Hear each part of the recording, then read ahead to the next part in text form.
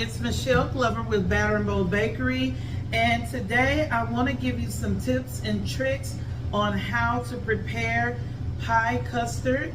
Again, we're coming up on the holidays, and no matter what holiday it is, you are able to use these tips and tricks wherever you go. I pulled out a couple of custards that we're going to make today, but the biggest tips and tricks that I want to show you guys is, number one, the supplies that you need is primarily things that are in your kitchen already, and how you can make several of your favorite pie custards, store them, and be able to use them at your leisure in advance so that you are not having to make custard from scratch 3 days before Thanksgiving.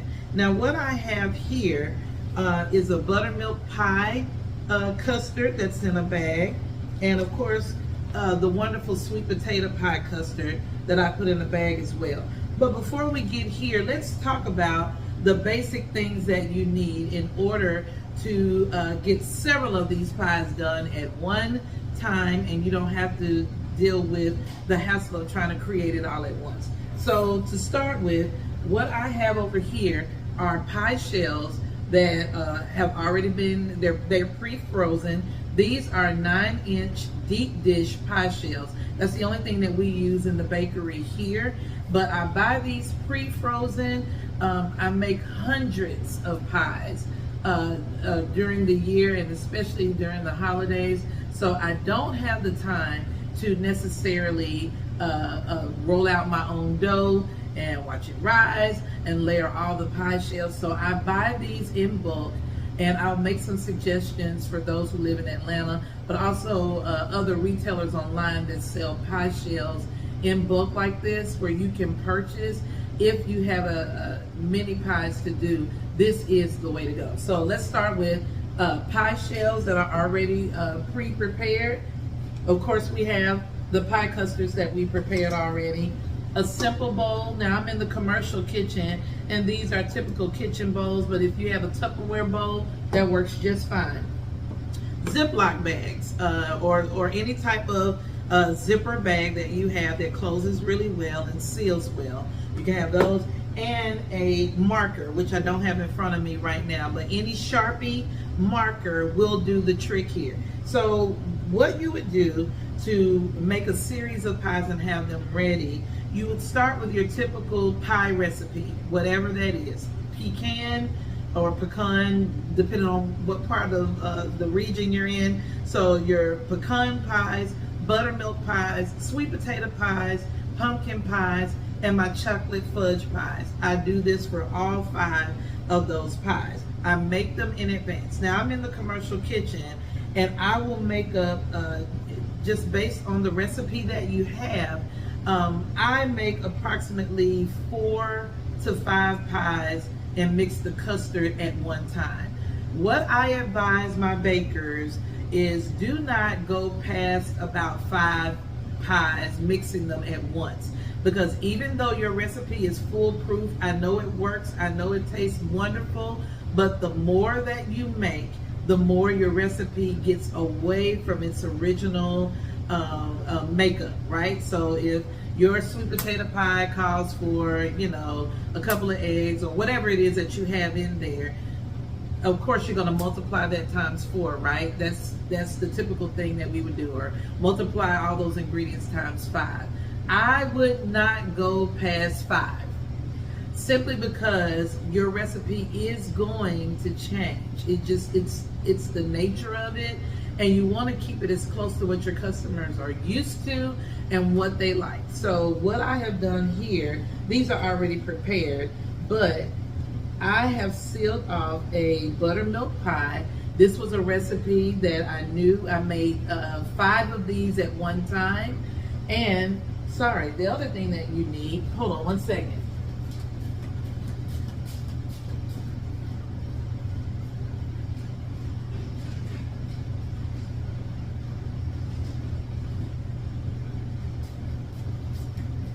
Okay, I thought I had all of my ingredients, but I didn't. The other thing that you need are measuring cups, okay? Because what I do When I make my pie recipe in bulk with 4 or 5 recipes, you still need to measure out how much custard fills one of your pies. So you do need measuring cups. I can tell you for my 9-inch pies, it takes about 3 cups of custard to fill this pie. So when I am making a large pie recipe with 4 or 5 pies to be made from it, I always use my measuring cup. When making that custard, I take out 3 cups of that custard and I put it in the Ziploc bag. If I'm not baking them immediately, I go ahead and make these in advance. This is 3 cups of buttermilk pie. I don't know if you guys can see that. Also, the marker on the front lets me know that it's buttermilk, and I also put the date on it, okay? So once I make up all of my pie custard, measure out 3 cups of custard per pie. I put them in a Ziploc bag, label it, and then I freeze them. You can do this all year long. This is how I'm able to maintain my inventory. This is how I ensure I don't run out, and it certainly ensures that I have what I need during the holidays. You can do this months in advance, but as we're coming up on Thanksgiving, the earlier you start doing this, the easier your job is going to be. And what I do is I make sure that these are cooled, and then I sit them in my freezer and I just line them up.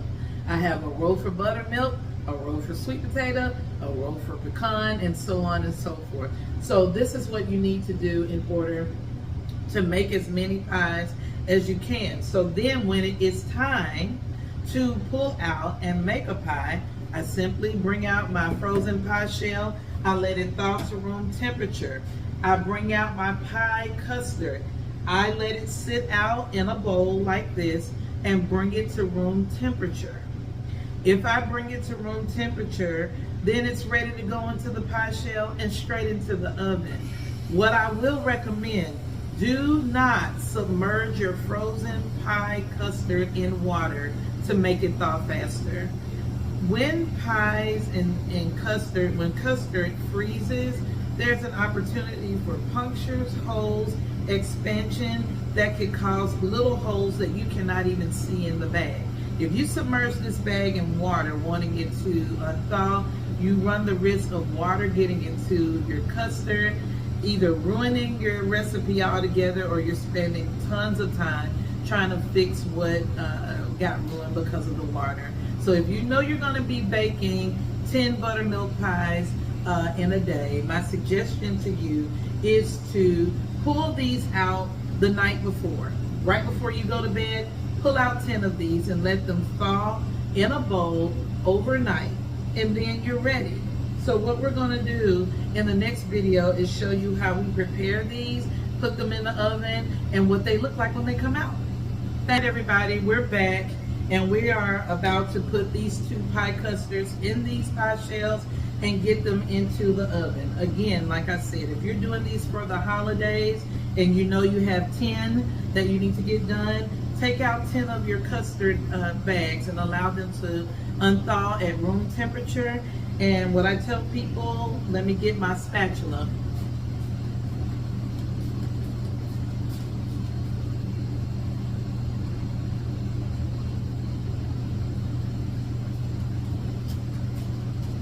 Okay, so I take my spatula, I open up the bag, and I kind of stir things around a little bit in this buttermilk pie just to wake the flavors back up. It's been frozen. And just kind of stir it up. I smell it in the bag. It smells just delicious. And what you would do then, now this is a very runny type of pie, you can just pour it directly into your pie shell. Look at there. And because I pre-measured this bag for 3 cups that are needed for a 9-inch pie shell, it gave me the exact amount needed to fill that pie shell. Makes life easy. You don't have to worry about cleanup. You don't have to worry about an extra overabundance of pie custard or not enough, or it's all there. If you prep before and you know how much custard it takes to fill your pies, then you're in a good position where you can move forward, freeze your bags, dump the custard right in there. So that's our buttermilk. We also have here a sweet potato pie. I'm gonna wipe off my spatula here.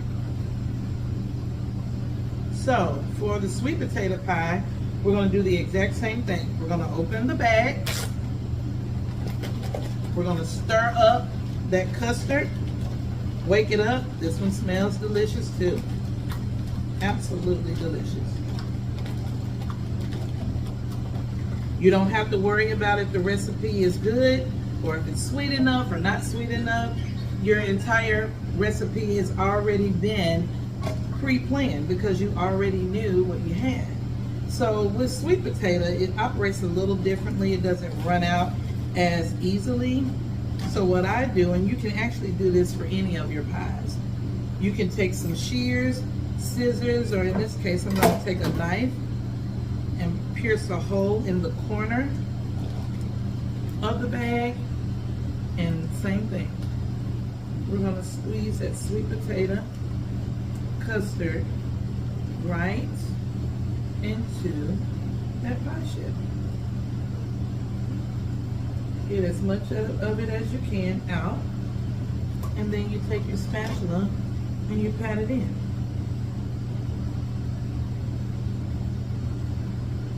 You have it. And it fills up the pie shell just as much. I usually try to smooth it over as much as I can, even though I know that the oven is going to take care of that. And there you have it. I have a buttermilk and a sweet potato pie here. We're going to get these in the oven and show you what they look like afterwards.